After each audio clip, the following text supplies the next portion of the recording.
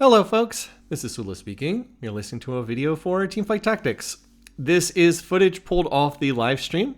I was doing some live ranked games on the live stream, but this game I wanted to do a post commentary on, so you will not see what I'm saying lining up with the past video footage of myself on the live stream camera. And that's because in this game, we're going to be looking at a Witchcraft team composition, a vertical Witchcraft board. This is one of the traits that I always wanted to spend more time playing through here in set 12, but I didn't really have the opportunity to spend a lot of times playing this because it does kind of require the right setup in order to play this. But we're going to see what a board that plays heavily into the Witchcraft trait can do when the conditions work out properly. All right, as said, this is a ranked game. It is not a particularly high ranked game because I think I played like 10 ranked games period the entire set. I really don't play ranked games, but I was trying to do some games here at the end of the set just because I figured, you know, why not? Let's just do a handful of games and at least make it to gold rating because there's usually some kind of, they give out some kind of a reward for making it to gold rating. So I was like, all right, I'll do the minimum number of games in order to do that. And these games probably, I thought, would not be that difficult. Now, this game got off to an interesting start. I was actually thinking Portal maybe on the first round, but because I had I had the Galio drop and I started with a Jace, but then I see 4 poppies on the initial shop. What are the odds of this, by the way? So the first shop, you always get all 1-cost units. You can only get 1-cost units here when you're level 2. And there are 13, I believe there are 13 1-cost units. So to get 4 of the same one in that initial shop, the odds of that have to be like 1/10 of 1% or something like that. I'm not going to go back and run the numbers, but it has to be some really low number to get that many copies of the same champion. So anyway, I already have 4 poppies. And then there's another one in my store. I was like, geez, I have 5 poppies on stage 1-4. I was like, I feel like I have to do something with this setup if I have this many poppies out of the gate. So I was already thinking maybe I should play something that's Witchcraft related. I also thought, you know, maybe I could always try to do that reroll build that's like Poppy plus Lilia plus Ari plus Zoe, because I did do that. I have played that board a number of times before, and it's decent in this patch. It's decent enough. But my game's going to go in a different direction. It's going to go more in the Witchcraft direction, and that's based on this first augment choice. These initial augments do not look good at all. I see this Potions 201, Witch Curses last forever. Witch abilities also curse the nearest uncursed champion. If all champions are cursed, witches gain 20% attack damage and ability power. Gain a Poppy and a Cassiopeia. So there's another Poppy. 6 poppies on 2-1. I was like, okay, you know, we can do this. We'll put in the Cassiopeia, and then I can put in the Syndra to get Incanter trait in if I want to. I believe I do that, although I probably should just keep the maybe I should have just kept the double poppies on the board, but I believe I put the Syndra in as well, so I have at least some additional offense. And yeah, we're gonna look to build a Witchcraft board from here. Now, the early game carry on a Witchcraft board is Zoe, but we don't actually have Zoe. Haven't actually found a Zoe yet. So we're going to be running like this Cassiopeia plus Syndra pairing here at the start of the game. And I am going to try to get a 3-star Poppy. Normally, if you're going to be playing vertical Witchcraft, you're usually not re-rolling for Witchcraft champions. But with me already having 6 Poppies, I was like, all right, I'm just going to go ahead and get the 3-star Poppy because I only need to find 3 more of them. That seems like it's worth doing overall. But yeah, we're going to try to find the Zoe and then hopefully a Nico, and then we'll go from there. And basically, we have an augment that makes everything Witchcraft stronger, so we're going to head in that direction. But I will look to play through the Zoe, at least in the early game, although I can't remember if I actually put her on the board or not. I would lose Incanter trait if I did that.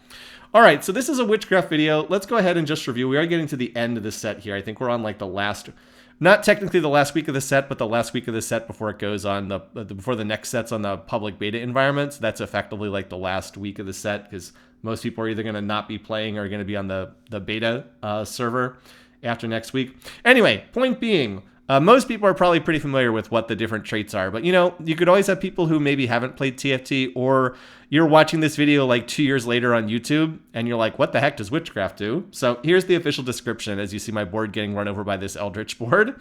Witchcraft. Witch abilities apply a curse to enemies for 4 seconds. When a cursed enemy dies, the curse spreads to the nearest enemy. So it essentially debuffs the enemy team. Now, first thing to point out, normally Witchcraft Witchcraft abilities apply a curse for 4 seconds. Remember, I have that Potions 201 augment. That actually causes my Witchcraft abilities for the curses never to run out. So that's like a giant difference already. Normally they last for 4 seconds, but they're going to last forever because I have this Potions 201. By the way, there's someone with Witchy Wallop, which is the Poppy Carry augment. So they actually have 6 poppies as well. I was like, Jesus. I have 6 poppies. This person has 6 poppies. What in the world is going on here? Anyway, Witchcraft. So as I said, Witchcraft abilities apply a curse. I have the augment that causes it to last forever. When cursed enemies dies, the curse spreads to the nearest enemy. So it applies various debuffs. I have Witchcraft 4 in, so I actually get the first 2 tiers of that. The first one is cursed enemies become smaller. They lose max health. They lose 120 max health, which is like, okay. I mean, that debuffs them, but it's not that big of a deal. Witchcraft 4 is much more significant. Witchcraft 4 is enemies turn green. They take 6% of their health as magic damage per second. So that is a ticking dot effect. They take 6% of their max health as magic damage per second. Again, normally that wears off after 4 seconds, but that will never wear off because I have the Potions 201.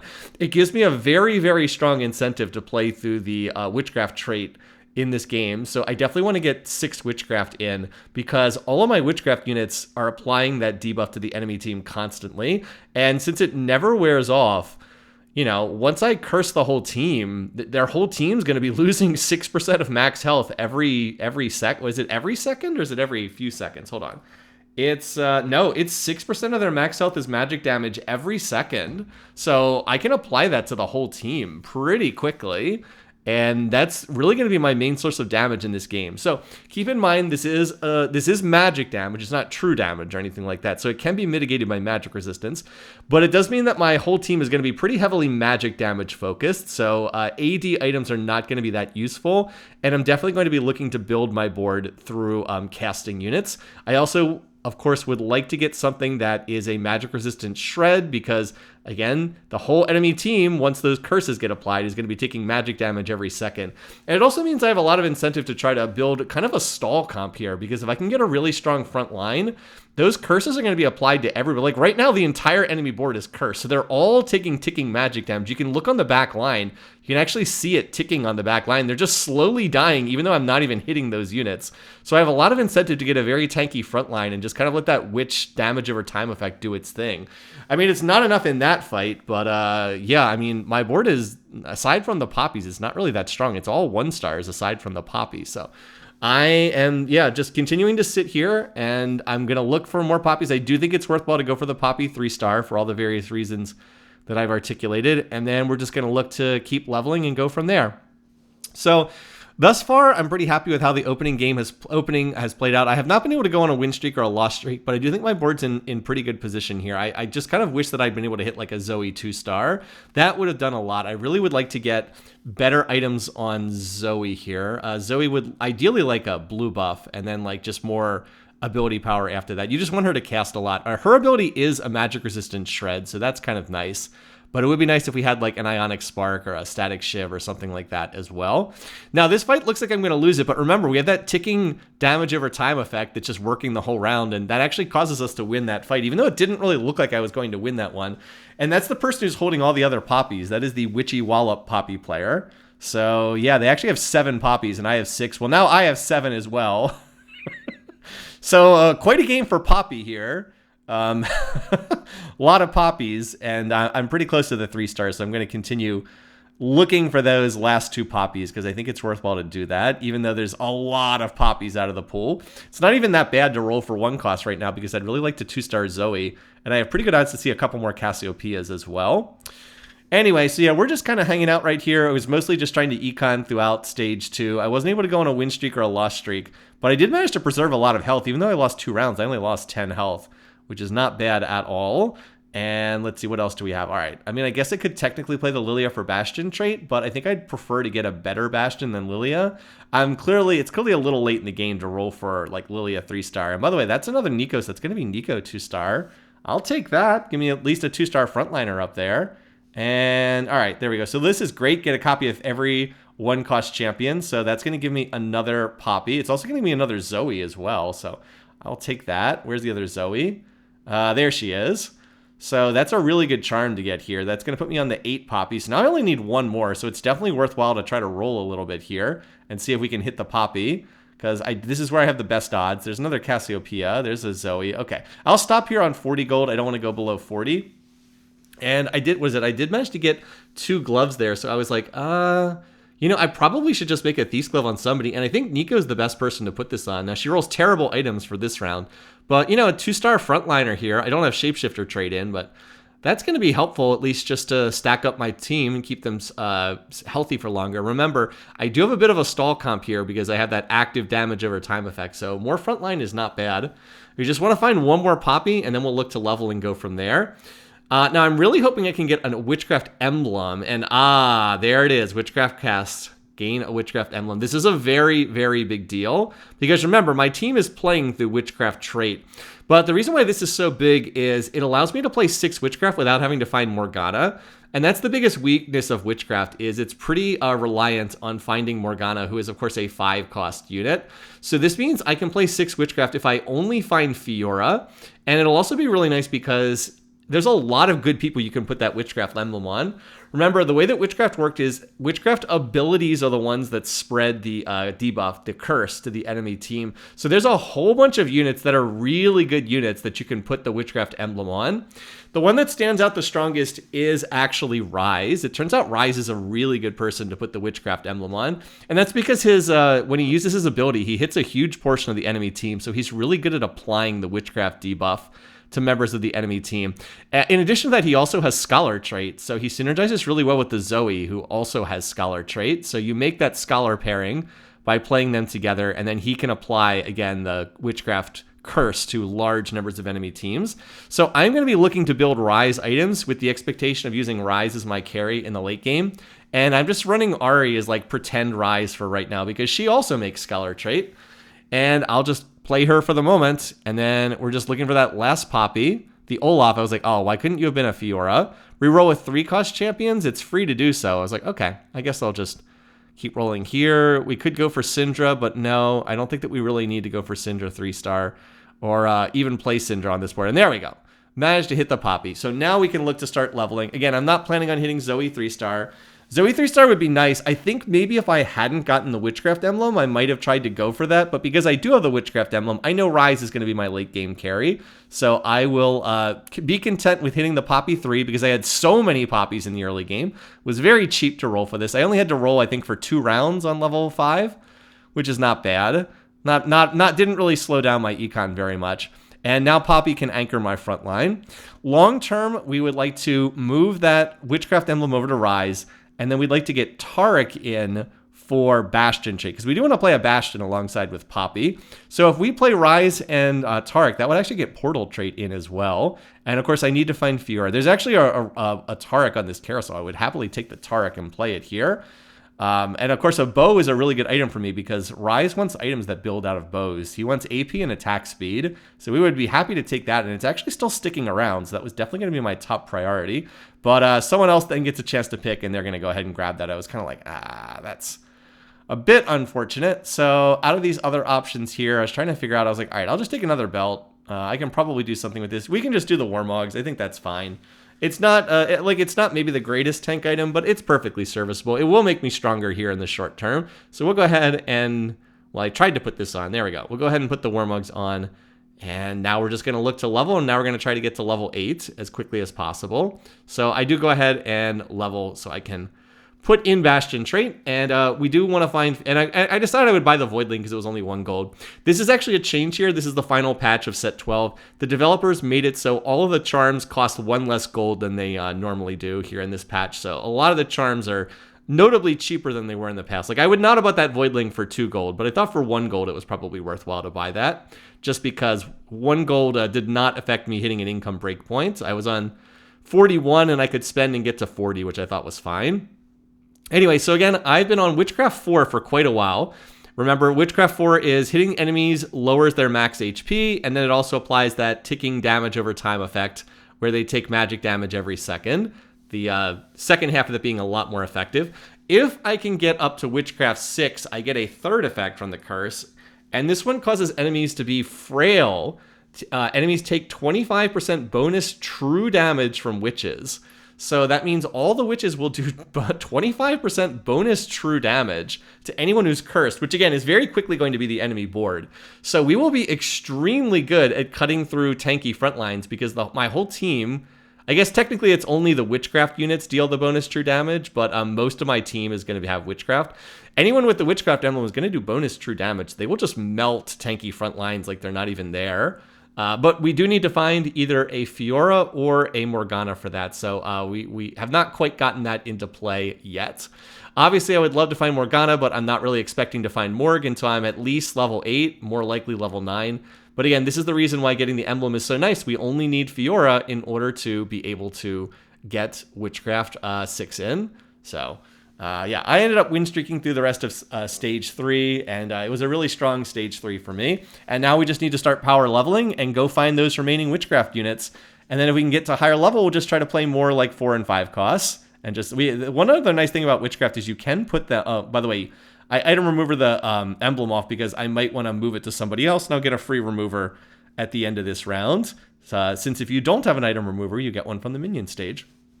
One nice thing about Witchcraft is there's not any internal synergies in this, so it's kind of a tricky board to play. Like, that's the downside, is there's no internal synergies in Witchcraft. All 6 Witchcraft units have completely different traits. There's no overlap. So it's tricky in that regard, but the advantage is you actually can play into a lot of other traits, potentially, because there's a lot of things that, like, partially link together. So, like I said, you can play Rise picks up Scholar traits. If you play, like, as I said, Taric, you pick up Bastion trait with the Poppy. You can look to play, like, Briar on this board because you have Shapeshifter with the Nico.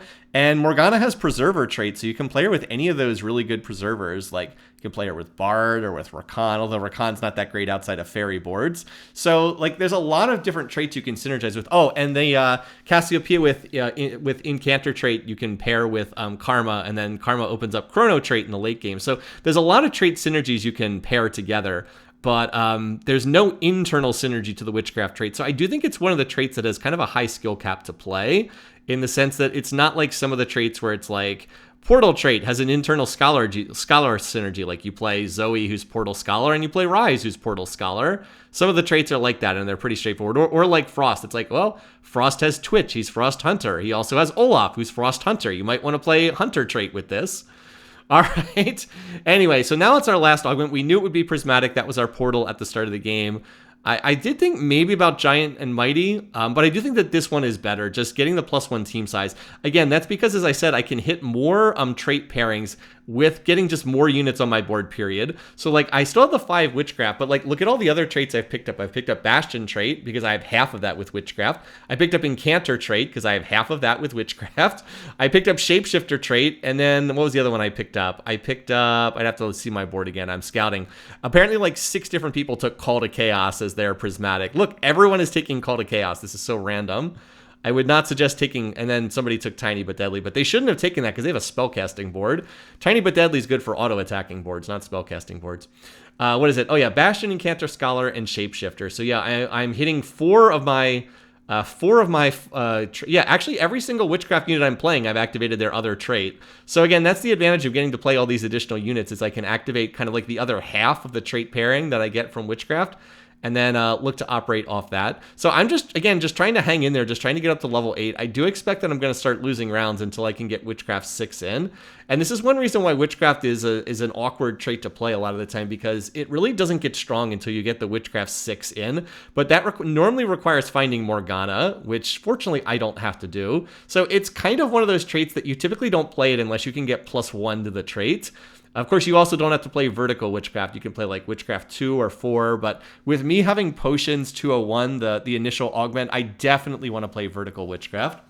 There is also the possibility that if I could somehow get a spatula or another Witchcraft emblem, if I could get 2 Witchcraft emblems, I'd be able to play Witchcraft 8, which is one of those auto-win the lobbies. Now, I would still have to find Morgana for that, But Witchcraft 8 is all of the abilities stun members of the enemy team for 2 seconds because they get turned into frogs. That can happen every 8 seconds, and every other curse effect is increased by 50%. It's pretty nutty, so double Witchcraft emblems would definitely be an instant win the lobby. I'm not expecting to get that, but if by some chance I could, that would be pretty nice. By the way, look at my Witchcraft burning the backline. Look at them all dying to that dot effect. Oh my goodness, yeah, so Zoe ends up surviving. Somehow Ari did 8,000 damage. I think she just applied the Witchcraft damage over time effect to most of the enemy board. But yeah, that whole back line just kind of died to the ticking Witchcraft damage. Now, if we can just get a Fiora here. I also would be happy to take Briar. I would just play Briar as a shapeshifter on my board, but of course she gets snapped up, so that's not surprising. I'd also really like some bows, because as I mentioned, Rise really likes bow items, but none of that's available, so looks like we're just going to have to go ahead and take a defensive item. I'll go ahead and take the vest. I did not want a sword. Again, I mentioned this is a team composition that mostly wants AP items. I could take swords and put them on a potential... I could take swords and potentially put them on a Fiora. And by the way, there is Fiora right away, so we'll just play her on the board. We're also going to put the Karma on the board in favor of our Incanter, who is Syndra, so let's go ahead and do that. But as I said, the problem is most of the Witchcraft damage is magic damage, so it doesn't really help us that much if we want to play. It doesn't really help us that much to do the damage if it's in the form of physical damage. Kind of talking over myself here. I also then find a Xerath, so I was like, okay, I will take the Xerath, and I'm definitely going to play him. I actually do get Arcana trait on the board with him, and I still have Ari on the board because I haven't found Rise yet. I was actually looking for Rise and Fiora. I found half of that. I found the Fiora, so now I do have the Witchcraft 6 in. So remember, we do bonus true damage to anything that has a curse on it, or the Witchcraft units do bonus true damage. But I was not, unfortunately, able to find a Rise yet, which is a little unfortunate. Still, I did get the Xerath, so that feels pretty good. We'll make sure that Xerath has the Arcana selector. So I was looking at this board here. I was like, I think I just go to 9 at this point and play 4 and 5 quest units, because I think my board can get me there. It's a little greedy to do this right now, but I did find the early Xerath. This is really nice because Xerath is extremely overtuned in this patch. For whatever reason, they decided they would make Xerath overpowered in the final patch of set 12. They turned his numbers up by like a pretty crazy amount. They increased his damage by about almost 50%. I think his 2-star damage is up like 40% over the last patch. And they also made it so his charms pop up way more frequently in the shop. So it's very worthwhile, even if Xerath is not on my final board, which I think he might not be. It's just going to depend on if we hit him. If we hit him as a 2-star, we'll definitely play him. But even if he's not on my final board long term, I still should play him right now just because he will give me those Xerath charms periodically, and they are very, very strong. So we're playing through the 6 Witchcraft, and we're going to go to level 9, and we're going to try to find more legendary units and just play them. Also looking for Rise, but I haven't found him yet. We could, in theory, play Nasus, but I don't think Nasus is so strong that we want him here. I mean, I guess technically we could try to get Pyro trait with the Shen, but Shen's going to get replaced with Tarek, so... I think that's fine. I'm looking at the other boards here. The only board that beat me during that stage was, I believe, this one, the multi-striker board. So this board is pretty strong, no doubt. They have some 3-star multi-strikers, but they have 7 multi-striker in, but they're level 7, like 20 gold. So they are not close to hitting like level 8 or level 9. So I just think I can outscale that board if this continues. By the way, I'm going to get to 49 gold, which is a little bit awkward. And I'll take this. And oh, this is interesting. We have a Melio, a Diana, a Briar. I'm like, okay, well, these are some possibilities. I think I should definitely play some of these units. I feel like I should put the Melio on the board. So I'll go ahead and do this. And then I'm going to move the Witchcraft emblem to Xerath, which is going to do crazy damage if he actually casts. And the Briar is probably worth playing over something. I was like, should I try to play that? I did consider replacing the Shen with the Diana, but then I decided, you know what? I think I'll just wait, and I think I'll just try to play Tarek instead. So anyway, I am going to go ahead and make the Bramble for Poppy, which I didn't really want to do because I don't think it's a particularly good item right now. They've made Bramble kind of weak in the current state of the game, but I will make that it's about the best I can do. I didn't have anything else to put in that last slot on the Poppy. But this is the multi-strikers board that's running me over. But again, they're level 7, 0 gold, so not really going to get that much stronger. Yeah, unfortunately, I hit them in a ghost round, too. All right, there's another Fiora, so that's nice. And I could buy that Meteor Storm Charm, but again, I really just want to get to 9 so I can find Morgana. And then I could play Morg over one of these units. I don't know exactly which one I would take out. I think the one that's least useful on the board is probably the Cassiopeia, but I am playing Karma, and I don't mind having Karma on my board. If I were to do something different here, though, I think I maybe would have put the Witchcraft emblem on Karma, and the big issue there is Xerath just takes too long to cast. Xerath will do an absolute dump truck amount of damage because he's so overtuned in this patch, and he'll apply the Witchcraft curse to like the entire enemy team. But the problem is he just takes forever to cast. Like the fight's almost over by the time he casts, so he just takes too long. He's not really a great person to put this on. I think Karma would have been much better because Karma gets her casts off very quickly. Now, this is the multi-striker board, and I was like, wait a minute, didn't I just hit this board last round? And the answer is yes. Yes, I did hit this board last round. So that's some pretty terrible RNG. I literally hit the strongest board in the lobby 2 rounds in a row, which is pretty awful. I will take this, though, the Moon. Increase your 5-cost odds by 5% permanently. So, or is it 4%? Something like that. So yeah, now we're at 7%. I believe you're normally at 3. I think it was 4% because I think you're normally at 3% on level 8, and now we're at 7%. That's really, really nice. Again, the benefit of those Xerath charms. So again, we're going to get to 9, and then on level 9, we're going to have, I think, 14% odds to hit the 5 costs. And we're just going to try to fill out this board with a bunch of 4 and 5 costs. We still have not seen Rise yet, which is a little unfortunate, because Rise is, I said, the carry that we're kind of working towards. I went ahead and built a Archangel Staff because it's a really good Rise item. He's another champ that scales throughout the fight, so he's really good to have this on. And Giant Slayer is okay. It's not my preferred item, but I kind of had this extra sword I couldn't really do anything with. So I'm looking for him. And by the way, Emilio's given me some pretty good value in this fight, too. He got some decent items off for the rest of the team. And did somebody finally beat this board? Yes. Okay, that's good. So that stops that person from win streaking. Again, they're only level 7. We're about to be level 9, so it's not great. And oh, there's a Witchcraft emblem. There's a Witchcraft emblem. I can play 8 Witchcraft if I find this. Come on, nobody wants a Witchcraft emblem, right? Come on, nobody wants this. Come on. But I am last pick, and oh, you stinker. The person who had the multi-striker board took the Witchcraft emblem. They literally just took it to deny it to me. I think they realized that I could play 8 Witchcraft. But yeah, they had no use for this item at all, so they just took it to deny it to me. What a piece of you-know-what. Again, I can't really complain, actually. It was the smart move. It was literally the correct move for them to do, but man, that's frustrating. That is frustrating. Anyway, so I have now gone to level 9. As you can see, I now have the 14% odds to get the 5-cost units. I was able to find a, what did I find? I found another Emilio, and I put the Adaptive Helm on Xerath. So if I find one more Xerath, I could technically duplicate him. But I'm really looking for Rise and for Morgana right now, which I think would definitely make my board stronger. Yeah, so once again, Xerath is going to get his cast off. This time he does get it off a little bit sooner. Wow, he did do an awful lot of damage there. But it looks like we got blown up by that Varus. This person's playing Arcana Varus, and it was close. We almost killed the Varus. I mean, if we had like Rise, if we had a Xerath 2-star, we would have won that. But anyway, all right, we finally find a Rise. We also have a Camille, or not a Rise, a Tarek. And there's Rise. Okay, so we do want to play that unit. So I was like trying to figure out how I can do this. So I'm going to put the Rise on the board. That gives me Portal Trait. I took that out in favor of Melio, and then I could take out the Fiora, but I was like, I think I kind of want to have Fiora on this board. And then I was like, oh, that's right. I can't actually take the Fiora off the board unless I have Morgana, because I need to hold it there for the 6 Witchcraft. So I'm still fiddling with my board. Again, I don't get that much practice with like these super late game scenarios. You just don't get a chance to play these that often, even though it's at the end of the set. I still am never quite as fast at these as I am in like the early rounds of the game. So I'm trying to figure it out, and I think I can get there. The good news is it looks like we've outscaled the multi-striker board, because we actually just kind of plowed right through that one, and it wasn't close. That time Xerath did get his cast off, and once Xerath gets his cast off, he does do crazy amounts of damage. But we're still looking for Morgana. The good news is we've got a minion round here, so we're going to get some more gold back. And there's another Diana. I've also have to consider whether I want to... oh yeah, and I also wanted to transfer these items over to Rise, because I do want to get that Witchcraft emblem on Rise.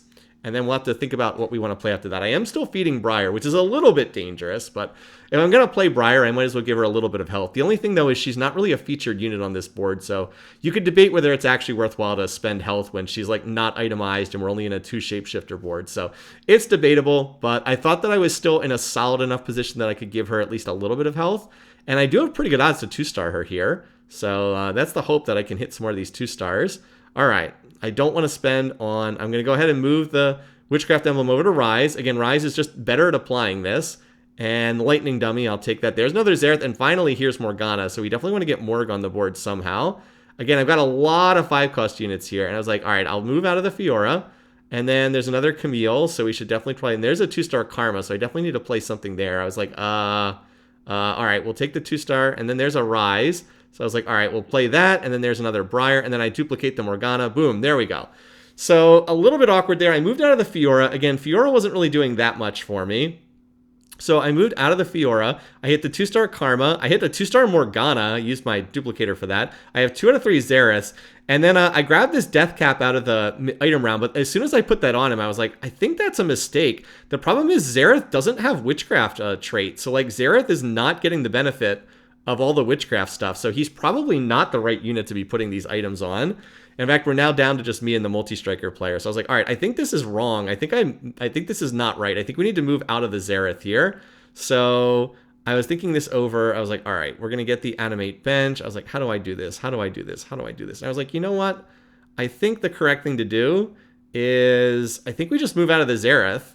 I was going to transfer these items. Then I was like, you know what? I could play the Camille instead. Isn't that better? Let's play the Camille for Chrono Trait. And there we go. As I said, I do think this is better. So now I've swapped this around. Now I have Morgana 2-star with a Death Cap and a, an Adaptive Helm. I still have the 6 Witchcraft in. I picked up Portal Trait.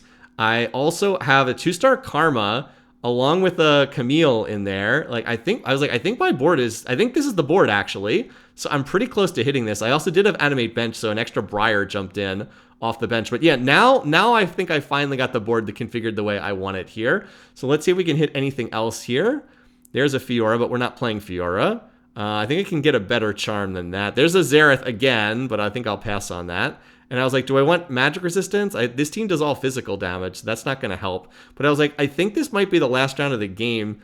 Do I want to sell the Briar just to pick up this charm? Let's see, your team gains charm. I was like, let's see. I was like, actually, you know what? I'll hold here.